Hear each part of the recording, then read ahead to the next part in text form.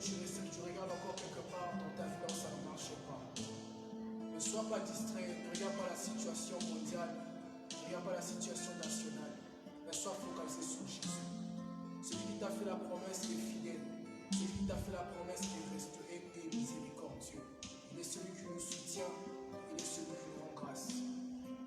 En les mêmes instants, il faut que tu sois connecté encore. Nous allons passer un temps d'adoration ensemble avec l'équipe de la jeunesse, afin que le nom de l'Éternel soit béni et que son nom soit béni dans nos vies.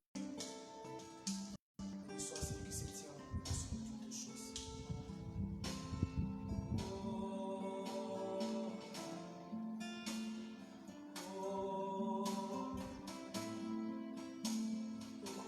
Pequeno, mana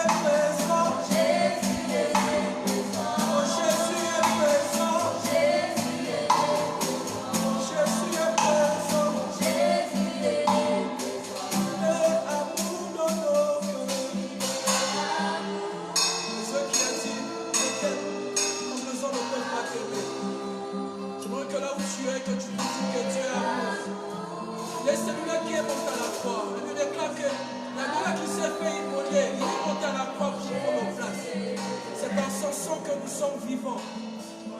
C'est par son amour que nous respirons. Regarde combien de personnes sont mortes. Regarde les personnes que tu connais qui vivent à l'étranger. Dis-le encore une fois, il est amour parce qu'il s'est manifesté fidèle chez toi. Il est amour parce que le Dieu là ne s'occupe pas de les photos. Il est fier, Jérémie, qu'est-ce que tu vois? Il dit, je vois l'arbre dans mon ciel. Il dit, c'est comme ça que je veille sur ma parole afin de nous écouter. Alléluia. C'est Dieu qui est notre berger. C'est par amour que tu as fait de nous un royaume de sacrificateurs. Afin que la gloire soit remplie à ton Père. Dieu le sait. Qui est le sept et nous sommes le serment. Dis-le encore une fois, il est amour. Il est amour dans nos cœurs.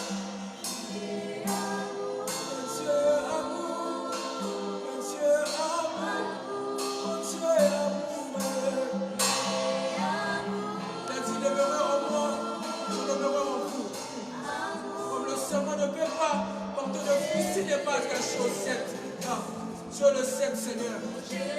Ne regarde pas dans les faux. Nous sommes là pour te rendre un culte. Nous sommes là pour connecter à toi, Saint-Esprit de Dieu.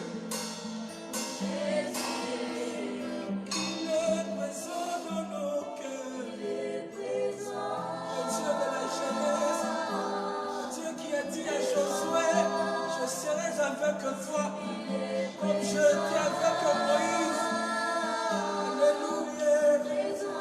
Jésus est présent. Mon Jésus est présent.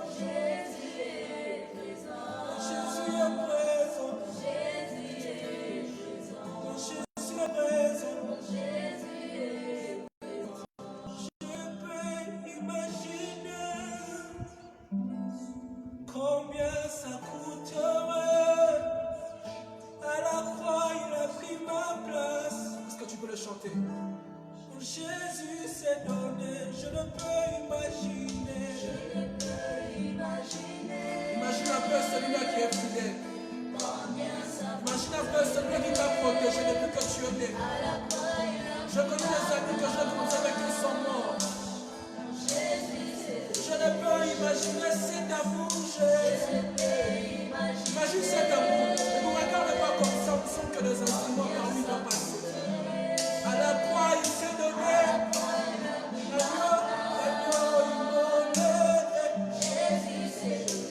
est fidèle.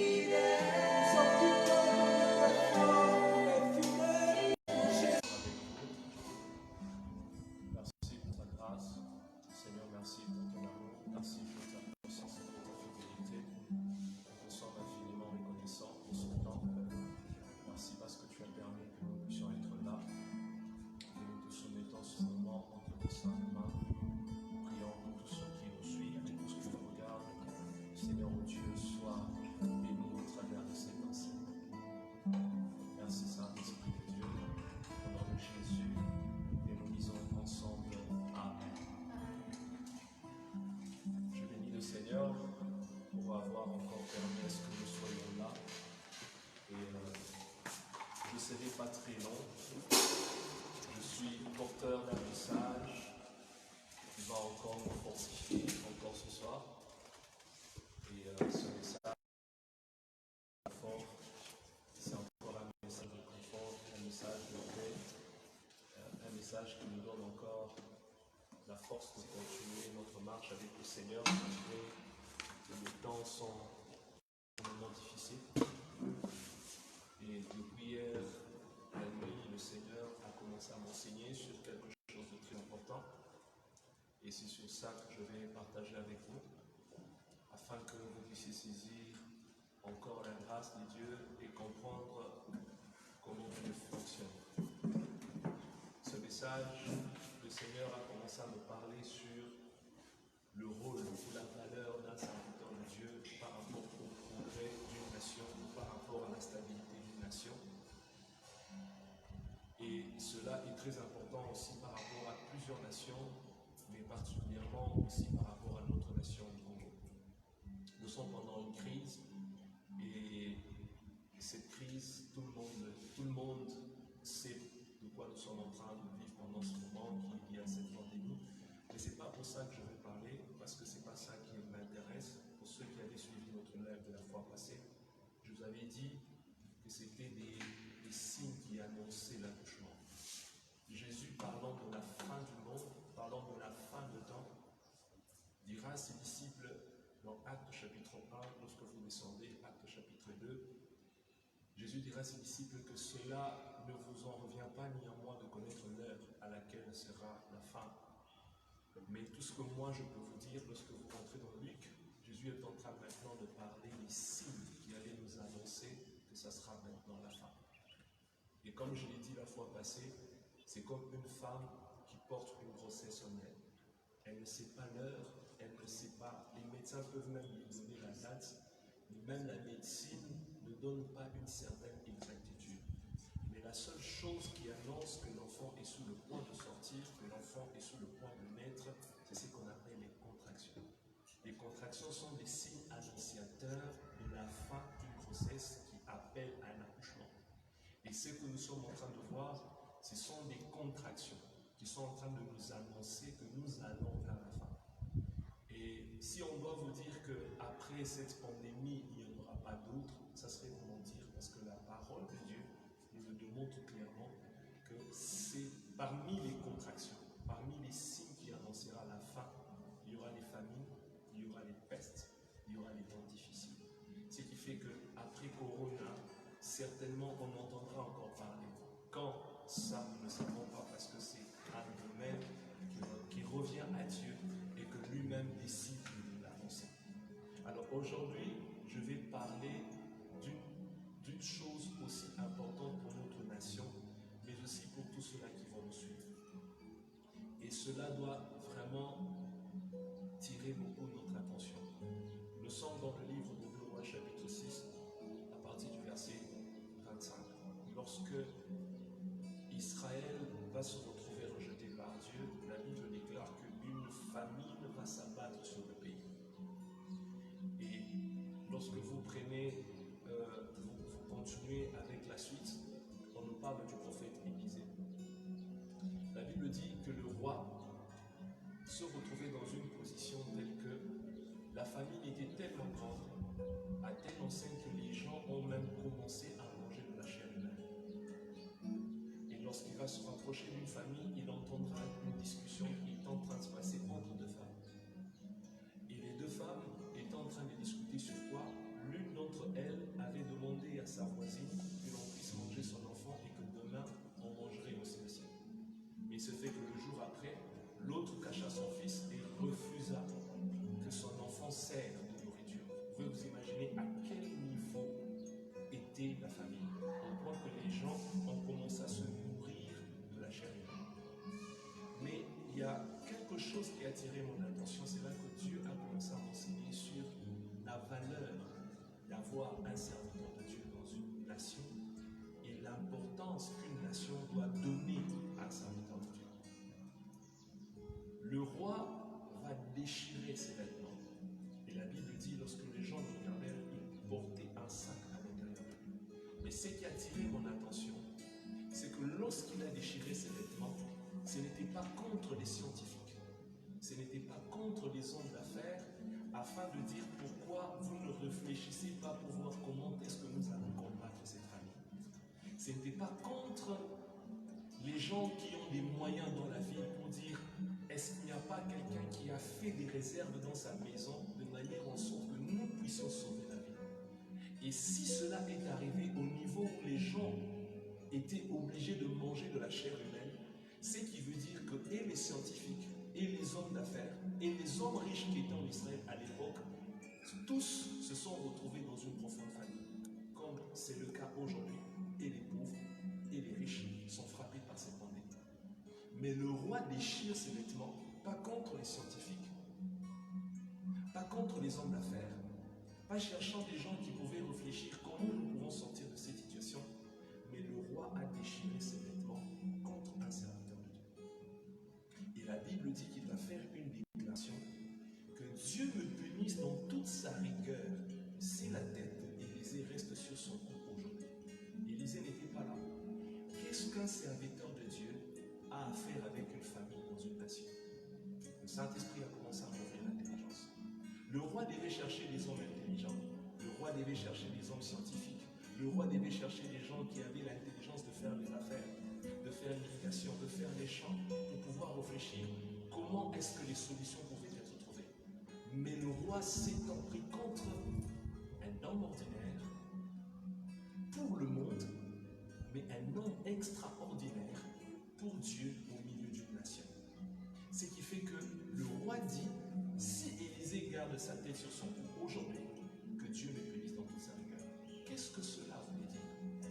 C'est que le progrès de cette nation, ou la fin de la famine dans la nation, n'était pas lié aux scientifiques et aux hommes d'affaires, mais c'était lié à un serviteur de Dieu. Automatiquement, j'ai compris que lorsque Dieu donne un serviteur à une nation, c'est-à-dire Dieu devient la solution au travers de ce serviteur pour arrêter certains fléaux que l'intelligence humaine ne peut pas résoudre. Ce qui fait qu'un serviteur de Dieu est porteur d'une solution que le monde ne peut donner. Lorsque l'intelligence de l'homme s'est arrêtée, lorsque l'humain ne peut plus rien faire, Dieu a donné aux familles, Dieu a donné aux nations, Dieu a donné aux villes des dons. Ces personnes sont des dons, mais en eux ayant une capacité de parler et de voir la chose qu'ils ont proclamée arriver telle que ça a été. C'est pourquoi pendant ce moment, le Saint-Esprit me faisait réfléchir l'importance que les nations, particulièrement notre pays, a par rapport au serviteur de Dieu. Vous allez voir que lorsqu'il s'agit des grands conseils, lorsqu'il s'agit des grandes décisions, lorsqu'il s'agit de la pandémie, on convoque tout le monde, mais sauf les serviteurs. Et pourtant, lorsque nous rentrons un peu plus bas, Jésus dit ceci à ses disciples lorsque Pierre va se rendre compte que Jésus faisait que parler en parabole lorsqu'il était dans la foule. Alors, Pierre, comme il était un disciple audacieux, la Bible dit, il se retira pendant qu'ils étaient seuls avec leur maître, qui est Jésus. Il va poser maintenant la question à Jésus. Pourquoi tu nous parles en parabole?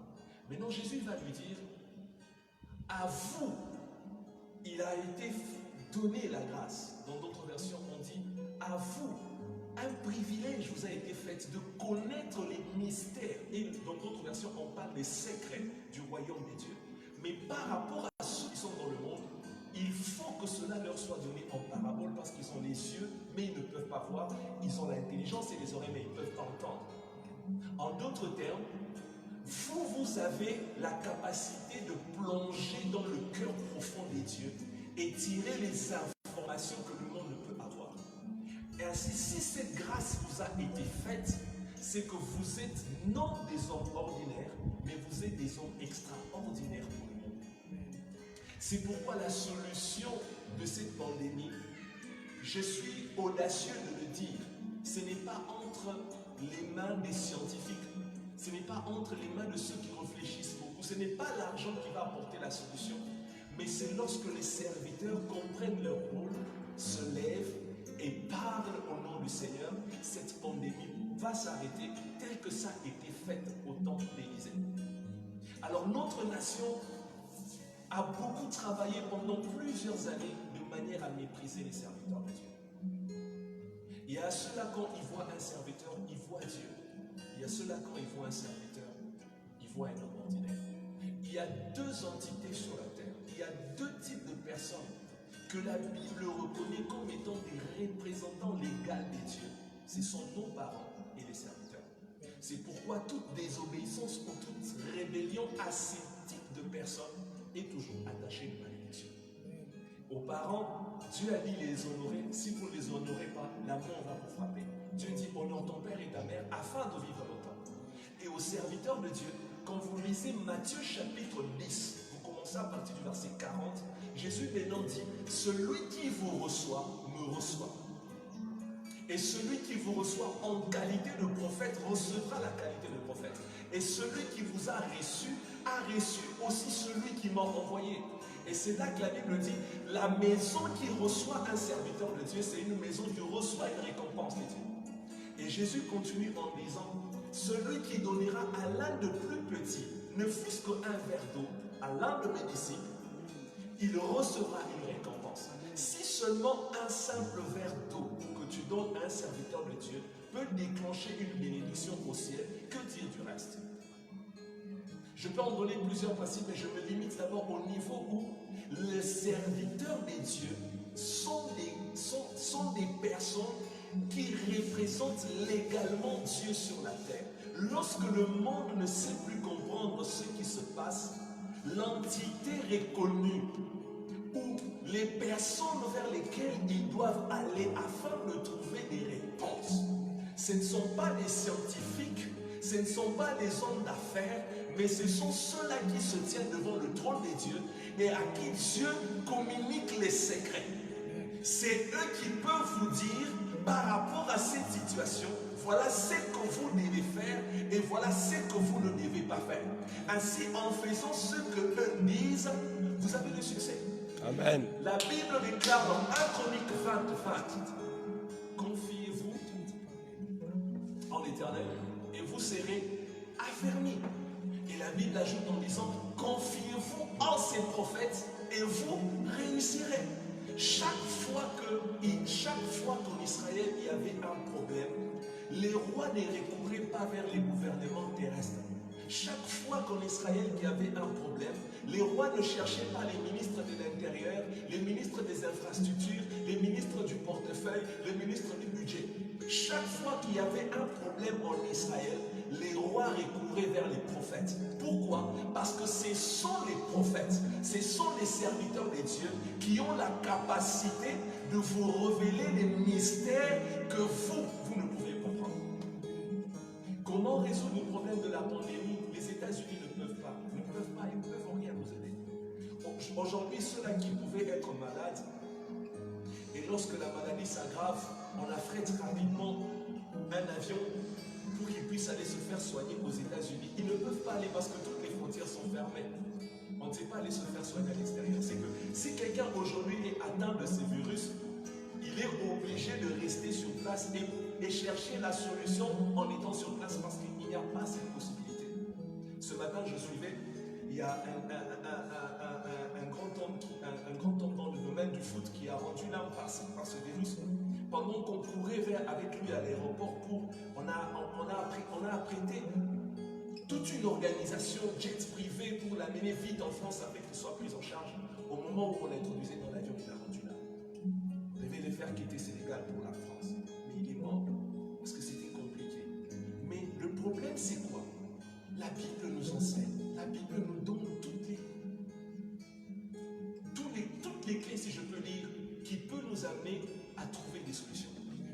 Si je veux parler aujourd'hui et m'adresser au président de la République, je lui dirai, Monsieur le Président, avec tout le respect que je vous dois, les conseils d'urgence que vous réunissez ou que vous convoquez avec vos ministres seulement ne suffisent pas pour trouver des solutions. Convoquez les serviteurs de Dieu, convoquez les prophètes, posez-leur la question de savoir que dit le ciel par rapport à cette situation. Et lorsque un prophète parle, Dieu ne peut que accomplir ce qu'il a dit. C'est pourquoi Ésaïe est clair dans ça. Ésaïe dit, j'accomplis la parole de mes serviteurs.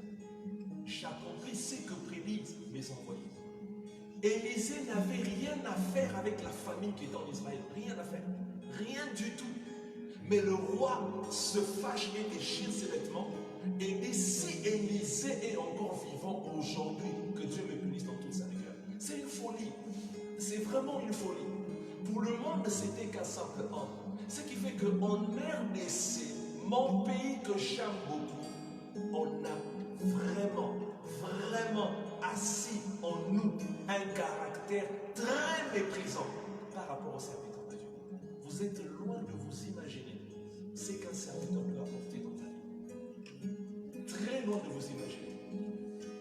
Très loin de vous imaginer.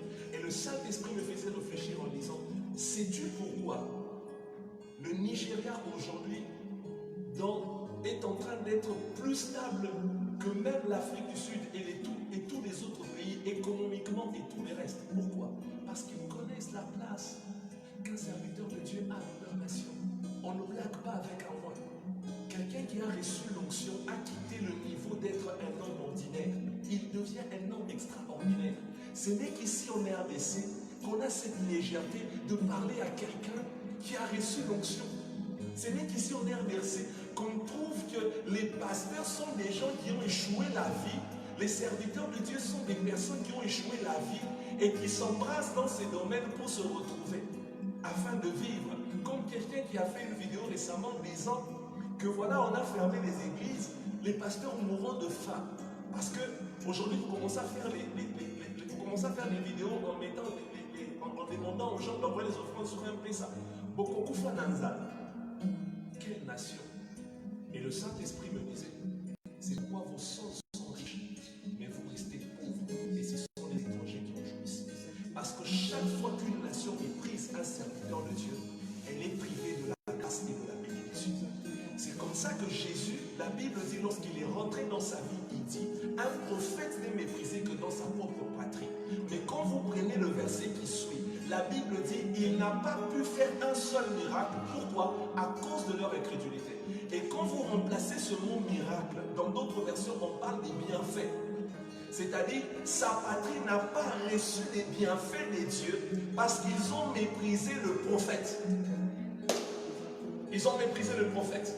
Une famille qui a un serviteur de Dieu, c'est une famille qui est déjà positionnée spirituellement à recevoir la bénédiction. Parce que la prière d'un serviteur de Dieu est déjà porteur d'un exaucement. Et quand on méprise un serviteur de Dieu, on s'attache directement à une malédiction qui ne vient pas de la sorcellerie, qui ne vient pas de Satan, mais qui vient des dieux. Ce qui fait qu'il y a des nations qui souffrent aujourd'hui, pas parce que Satan les combat, mais parce que tout simplement, à un certain niveau, ils ont méprisé le serviteur.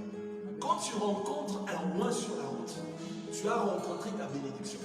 Un jour, je suis à l'aéroport, j'étais en train d'accompagner notre père spirituel était en train de voyager. Pendant que nous étions dans les tarmacs, on était en train de faire tout ce qu'il fallait faire. Nous étions encore avec un papa de l'église. Un serviteur de Dieu est venu, il est de Kinshasa. J'étais choqué. Quand il l'a vu, il a crié, Daddy. Il est venu vite, il s'est mis à genoux, il a pris directement une offrande, il lui a donné, il lui a dit, bénis-moi. Parce que je ne sais pas. C'est Dieu qui a permis que je te rencontre. Et je sais que si tu pries pour moi, quelque chose va arriver dans mon ministère. Et moi, j'étais là debout, j'étais dépassé. Je me suis dit, waouh, voilà comment les gens comprennent les choses. Dieu n'est pas dans les montagnes. Ce n'est pas les 100 jours des montagnes qui peuvent changer une nation. Dieu est dans les petits détails que souvent nous négligeons. On se dit, non, voilà, 100 jours de jeûne, et ceci, prière en langue, dans ceci, dans ceci. Pendant que tu fais tout ça, mais tu as oublié une chose, que Dieu est au ciel, mais sur la terre, il est représenté. Ce qui fait que tu veux être béni, commence d'abord par honorer celui qui représente Dieu, que tu peux voir avec tes yeux physiques. Parce que si tu ne sais pas honorer celui qui représente Dieu physiquement, comment tu peux honorer un Dieu que tu ne vois pas avec tes yeux? C'est une folie. C'est vraiment une folie. C'est que tout part par là. J'ai donné un témoignage aujourd'hui pour ceux qui me suivaient sur les réseaux sociaux. Lorsque je me suis marié, après 4 ou 5 mois, mon épouse n'arrivait pas à concevoir. Alors on a prié, on s'est dit qu'est-ce qui se passe? Alors une nuit, le Seigneur nous a convaincus de faire venir notre père à la maison. Qu'est-ce que j'ai fait? J'ai acheté de la nourriture. On a préparé. Et le dimanche après culte, le samedi, je suis allé vers eux, je leur ai dit, je veux vous inviter chez moi à la maison. On a préparé et je les ai invités ensemble avec mes parents de mariage. Ils sont venus, on avait un problème. Ma femme ne concevait pas. On n'était pas tombé dans nos fiançailles, on n'avait pas fait de péché, on ne s'était pas connus, on craignait notre Dieu, on s'est marié normalement et légalement. Mais le combat était là, il y avait un problème. Ce jour-là, ils sont venus à la maison, ils ont mangé. J'ai vu la joie, ils étaient contents. Je n'avais pas une maison extraordinaire, j'étais dans une maison de 3 pièces, confinée dans plusieurs maisons. Ce n'était pas l'endroit que moi je voulais, mais je cherchais quelque chose que 100 jours de jeûne ne pouvaient me donner. Après qu'ils aient mangé, on s'est mis à genoux et ils ont prié et ils nous ont bénis. Et le Père a dit, Dieu va te donner un enfant et je vois c'est un enfant mâle. Le mois qui a suivi, ma femme est tombée enceinte et on a eu un garçon. Vous voyez, pas par les jeunes, pas par 100 jours de quoi ou de quoi, simplement remettre un serviteur à sa place, honorer celui qui a reçu l'onction. Quoi de plus normal, lorsque Isaac voulait bénir ses fils, il a demandé à ses fils, venez, je vais prier pour vous, allez d'abord chasser du gibier. C'était un exercice difficile pour que vous veniez, que je vous bénisse. Mais si aujourd'hui, surtout les jeunes que nous sommes, on met un serviteur de Dieu au même niveau que tout le monde, on le regarde avec le même regard que tout le monde. Écoutez, tu peux faire 100 jours de jeûne, mais il y a certaines choses que tu n'auras jamais. Mais quelqu'un de plus sensible peut recevoir quelque chose que toi, tu peux faire 5 ans pour avoir. Ali Kongote, le fait seulement qu'il se levait et laisser sa place dans l'avion et se mettre à genoux pour que Idaos a pris pour lui, a fait de lui aujourd'hui l'homme le plus riche de toute l'Afrique, quoi qu'il étant musulman. Mais il n'est pas chrétien. Mais les principes, les Nigériens nous dépassent. Il y a des nations qui comprennent. Lorsque vous arrivez aujourd'hui aux États-Unis, la place d'un serviteur de Dieu est reconnue. Aujourd'hui, simplement, quand vous arrivez quelque part, tu te présentes dans l'étiquette de pasteur. Directement, on te met dans l'enveloppe d'un escroc. Mais c'est terrible. Mais comment cette nation peut vivre la différence? La solution de cette pandémie est entre les mains des serviteurs. Ça peut choquer plusieurs. Je ne suis pas contre ceux qui travaillent dans les gouvernements, mais je vous assure, convoquez les ouins. Convoquez les ouins. Faites une réunion avec les ouins. Si seulement le lendemain matin, vous n'allez pas vous rendre compte que tous les hôpitaux, vous allez voir des miracles qui commencent à se passer, les gens commencent à guérir miraculeusement, et au bout de quelques jours, la pandémie s'arrête. Une parole d'Élisée avait suffi. Et Dieu a pris sa parole pour aller impacter des lépreux qui étaient à la frontière de la ville. Et ce sont les lépreux qui sont allés dans les camps des Philistins et ils ont ramené les butins. Mais Élisée était resté là où il y avait la famine, il n'était pas parti là où il y avait les lépreux. Mais sa parole a quitté le trône, c'est parti toucher des lépreux et la marche des lépreux a été changée en char de combat. Lorsqu'ils sont entrés dans les camps des Philistins, ils ont fui et ils ont récupéré le butin et la famine s'est arrêtée.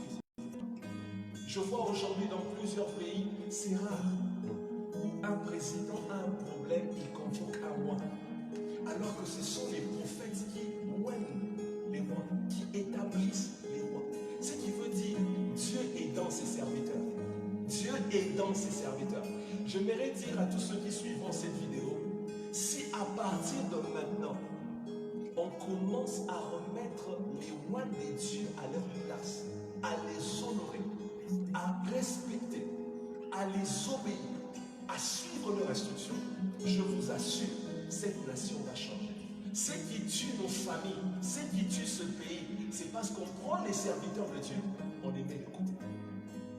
C'est très choquant. Alors qu'il y a des décisions qui doivent être prises, on doit convoquer les chefs coutumiers. Waouh! C'est grave. Qu'est-ce qu'ils peuvent nous apporter? Qu'est-ce qu'ils peuvent nous apporter? Alors beaucoup de gens aujourd'hui sont devenus des habitués aux serviteurs de Dieu. J'ai dit ceci et je le répète. Un loin des dieux, même s'il a la même chair, il a le sang, il a les 5 sens comme toi. Le jour où il a reçu l'onction, il a cessé d'être un homme ordinaire. Quelles que soient ses faiblesses, quel que soit tout ce que tu peux dire, le jour où il a reçu l'onction. Il a cessé d'être un homme ordinaire. À partir de ce moment-là, il devient un homme extraordinaire. Ce qui fait que la considération que tu apportes à un roi détermine aussi la bénédiction que tu reçois de lui.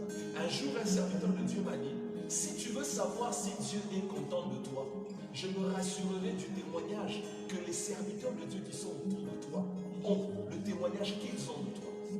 C'est très important.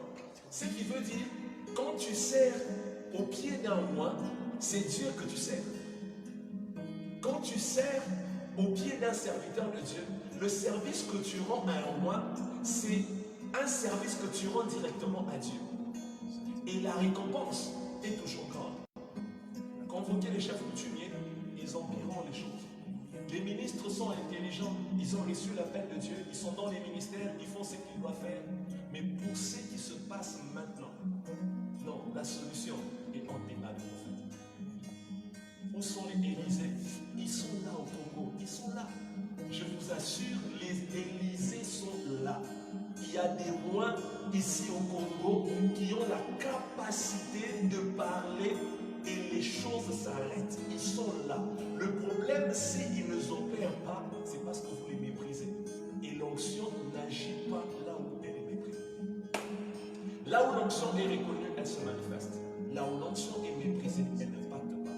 Quand tu honores l'onction, c'est l'onction que tu vas honorer, c'est l'onction c'est l'onction qui va t'impacter.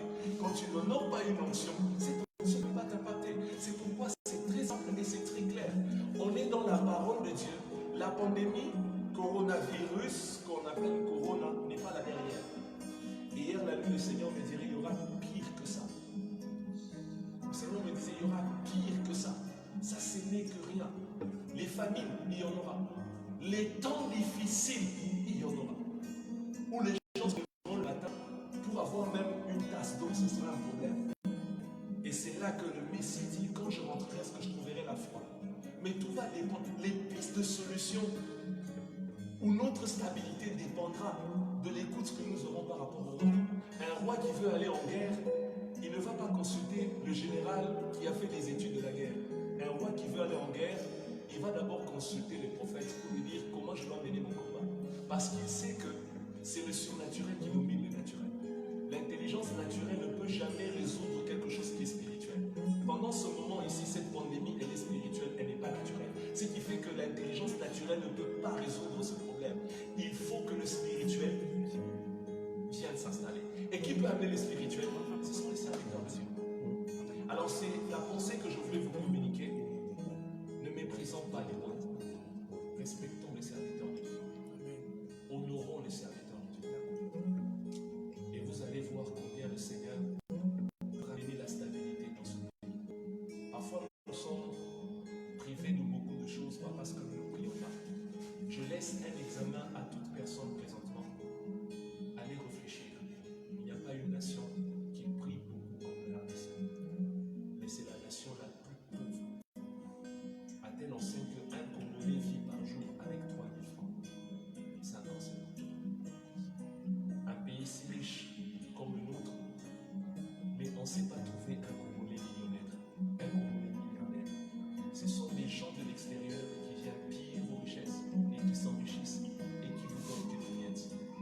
Pourquoi? Réfléchissez, est-ce que Dieu est injuste? Combien des jeunes que les églises organisent? Nous sommes la nation qui a le plus des églises. Lorsque vous allez à un endroit comme à Kinshasa, vous ne pouvez pas traverser 2 avenues sans qu'il y ait une église. Une église là-bas, vous marchez 5 pas une autre, vous marchez 10 pas une autre. Ici 100 jours des jeunes, là-bas 40 jours, là-bas 120 jours. Et pourquoi cette nation ne change pas?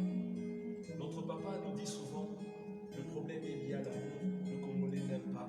Mais le Saint-Esprit m'a dit hier, l'amour ne suffit pas seulement pour les Congolais. Non seulement qu'ils ne s'aiment pas, mais aussi parce qu'ils ont appris à mépriser les hommes que moi j'ai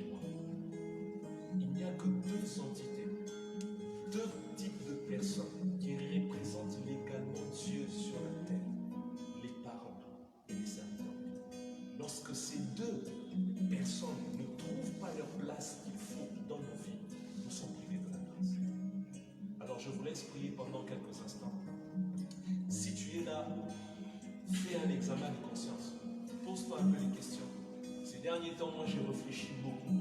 Je ne suis même pas inquiet par la pandémie, mais je suis inquiet pour l'avenir. Je disais à Dieu, Seigneur, pourquoi tu as permis une pandémie comme celle-ci arriver au début de cette nouvelle décennie? Le Saint-Esprit me disait, lorsque quelque chose se manifeste alors que tu es sur le point de commencer une nouvelle saison, c'est-à-dire cette saison, elle est plus stratégique que les autres saisons que tu as. C'est-à-dire cette décennie de 2020 à 2030 détermine beaucoup d'enjeux spirituels. Et ceux-là qui comprendront vont voler avec Dieu. Et ceux-là qui ne comprendront pas resteront et s'enfonceront davantage. Alors aujourd'hui, quand tu vois un pasteur, c'est vrai, on peut dire qu'il y a beaucoup de déviations. Depuis le temps de Christ, les faux, il y en avait. Il y en avait. Ce n'est pas aujourd'hui qu'on va dire qu'il y a les faux. Depuis le temps des Paul, il y avait ceux-là qui chassaient des esprits avec l'esprit de 8 ans. Il y en avait. Les faux, ils ont existé. Jésus a parlé des pharisiens. Il les a traités comme étant des tombeaux blanchis. Ils exhortent les gens, mais eux-mêmes ne font pas ce qu'ils font. Les faux, on les aura toujours. Ils seront là jusqu'à la fin. Satan a combattu Paul, il a combattu Pierre. C'est pas, il va combattre nos enfants. Ça va aller. Ce n'est pas toi qui vas arrêter le ministère de Satan, c'est faux. Mais le problème, ce n'est pas de se concentrer sur les faux. Le problème, c'est de connaître les principes de Dieu. Les vrais, il y en a. Et quand tu veux voir les vrais, tu le verras. Ce qui fait que on aura les personnes qui ont reçu l'onction. Quelqu'un qui a été loin avant toi, même si tu te retrouves à un niveau où tu fais certaines choses, où tu fais certains exploits que lui ne peut faire, tu le dépasses maintenant. Honore-le, respecte-le, donne-lui la place qu'il a. Tu verras la grâce de Dieu quand tu vas rouler dans ta vie. Ce qui fait que toute personne qui méprise ce principe est privée de la grâce de Dieu. Jeunes qui m'entendaient, on est parfois secoué par beaucoup de mouvements. On est toujours dans la mission de vouloir se faire connaître, de vouloir se faire représenter, que l'on voit aussi que je peux faire quelque chose. J'aimerais te conseiller, t'exhorter dans ce que tu fais. Où est la place de ceux-là qui t'ont précédé? Honore l'onction. Et l'onction que tu honores va t'impacter. Si cet audio va tomber dans les mains d'un ministre, ma prière, je suis en train de demander à Dieu que dans les jours qui viennent, que le président de la République convoque les serviteurs. Qu'il convoque les moines, qu'il parle avec les moines. Face à cette situation, pour notre nation, que devons-nous faire? Quel genre de prière nous devons faire? Quel genre de sacrifice que moi, en tant que roi du Congo ou en tant que président du Congo, je dois faire pour que ma nation quitte l'étape de la pauvreté? Convoquez les moines. Ils ont des secrets que vous n'avez pas. Jésus dit, c'est à vous que la grâce a été faite de connaître le mystère du monde. Mais pour ceux qui sont dans le monde, je parlerai toujours en parabole. Parce qu'ils ont les yeux, mais ils ne voient pas. Ils ont des oreilles, mais ils n'entendent pas. Que Dieu vous bénisse. Prenez un petit moment de prière. Je vais vous laisser avec le frère Geoffrey et la sœur Marlène. On va prier pendant 2-3 minutes et nous allons nous retrouver plus tard. Que le Seigneur vous bénisse abondamment. Et vous qui avez des serviteurs de Dieu dans vos familles, honorez-les, soutenez-les, priez pour eux, qu'ils soient moins âgés que toi, mais s'il a reçu l'onction, au moment où il a reçu l'onction, même si tu es son grand frère, au moment où lui il a reçu l'onction, il devient un homme extraordinaire. S'il prie pour toi, tu seras béni. Le problème n'est pas l'âge, mais le problème c'est ce que Dieu a mis sur lui. Si tu es parent, tu as un enfant qui est serviteur de Dieu. Oui, maman, c'est une bénédiction que Dieu a amenée dans ta maison. Tu as des problèmes que tu ne sais résoudre, va vers lui. Pendant quelques minutes, on va demander à Dieu de nous faire grâce. On va demander à Dieu de nous donner cette capacité. On va demander à Dieu de changer maintenant notre façon de voir les choses par rapport à ceux qui ont résolution. Honorons les serviteurs de Dieu. Le changement de cette vie, le changement, la restauration par rapport à ce virus est entre les mains des serviteurs.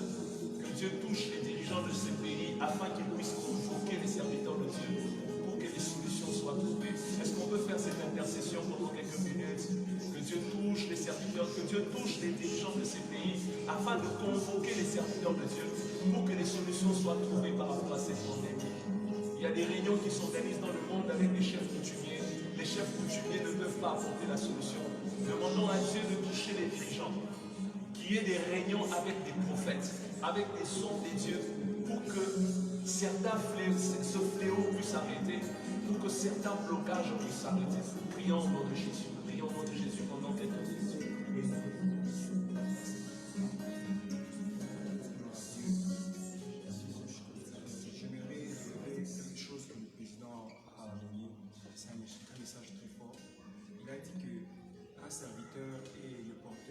Solution à un problème. Or, un serviteur œuvre dans la sacrificature et un roi opère dans la royauté.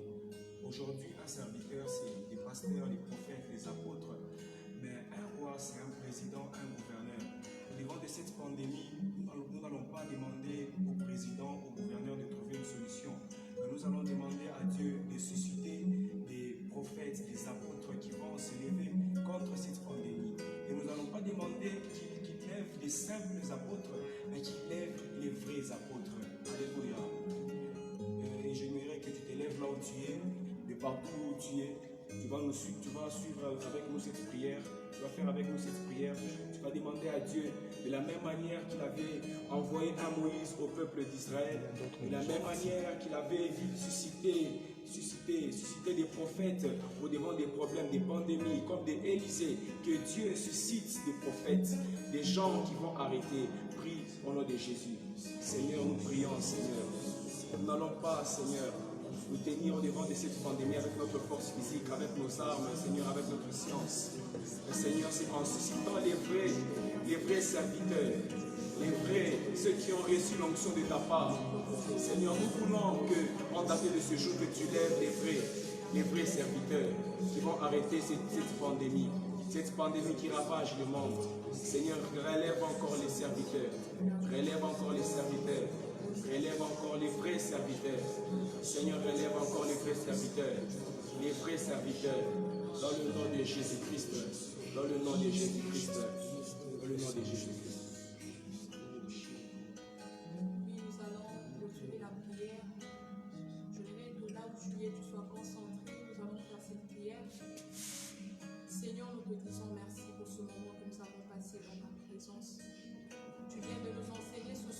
La solution ne viendra pas de toi, mais la solution viendra de toi, Seigneur. Les gens que tu t'es choisis, Seigneur, les pères que tu as élevés, les personnes que tu as choisies par lesquelles toi tu peux passer pour apporter la solution, oh Dieu. Nous crions à toi, oh Dieu, comme il était dans le temps, Père éternel, tu as dit, je me suis souvenu de mon alliance que j'ai traitée avec Abraham. Tu as entendu le peuple, tu as entendu le cri du peuple d'Israël, Seigneur. Nous t'appelons, oh Dieu de gloire, pour notre nation éternelle. Laisse que le respect, oh Dieu, et la considération qu'on a perdue, Seigneur, de nos aînés, oh Dieu, de nos pères que tu as élevés devant de nous, Seigneur, que cette considération devienne éternelle. Bannis, Seigneur, dans nos cœurs l'orgueil, oh Dieu de gloire. Bannis, Seigneur, dans nos cœurs, Dieu de gloire, cet esprit que l'ennemi lève dans le dernier temps, Seigneur, celui, Père éternel, de la rébellion, et Père, de mépriser nos parents. Nous revenons à toi. C'est donc qu'il est écrit, si mon peuple, ce qui est invoqué mon nom, s'humilie, méconnaît, Seigneur, ce péché, et se détourne de ce mauvais foi, toi, Dieu, tu l'exauces du ciel. Nous croyons ce soir que tu as entendu nos prières. C'est donc qu'il est écrit, vous m'invoquerez, vous partirez, et moi, l'Éternel, je vous exaucerai. Nous te disons merci, Seigneur, pour le respect que tu as retourné dans nos cœurs. Seigneur, merci pour ce que tu as fait encore cet après-midi. Merci, éternel Dieu de gloire, pour les familles que tu as restaurées ce soir et pour le jeune que tu as touché encore cet après-midi. Nous te bénissons, éternel, et nous te rendons grâce. Laisse que toute la gloire te revienne.